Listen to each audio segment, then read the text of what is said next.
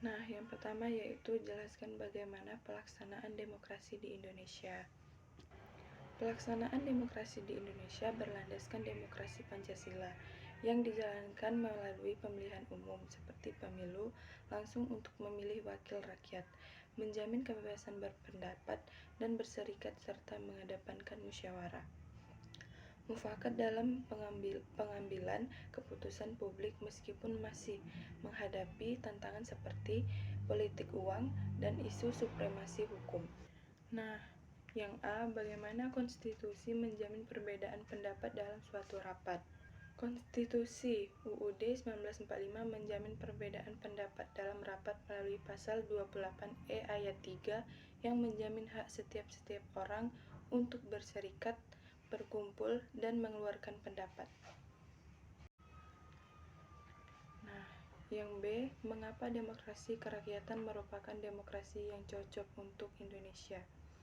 Karena sejalan dengan nilai-nilai Pancasila dan budaya gotong royong serta mengakui kedaulatan rakyat melalui musyawarah mufakat yang merupakan inti dari sistem politik di Indonesia. Menurut kamu, bagaimana pemberlakuan demokrasi di Indonesia? Yaitu mencakup kebebasan pendapat dan partisipasi pemilu. Nah, yang kedua yaitu apa dampak amandemen terhadap kehidupan kita sebagai bangsa? Dampak amandemen UUD 1945 sangat signifikan, dapat mengubah Indonesia dari sistem otoriter menjadi demokrasi yang lebih kuat dengan yang A, apa saja syarat yang harus dipenuhi untuk mendapatkan pengamandemen UUD NRI 1945. Usulan harus diajukan oleh minimal sepertiga anggota MPR, harus diajukan secara tertulis dengan alasan yang jelas. Nah, yang B yaitu lembaga apa yang berwenang untuk mengamandemen UUD NRI 1045. Lembaga yang berwenang mengamankan UUD NRI 1945 adalah Majelis Permusyawaratan Rakyat MPR yang memiliki kewenangan untuk mengubah dan menetapkan undang-undang dasar meskipun prosesnya seringkali melibatkan usulan dari Dewan Perwakilan Rakyat DPR.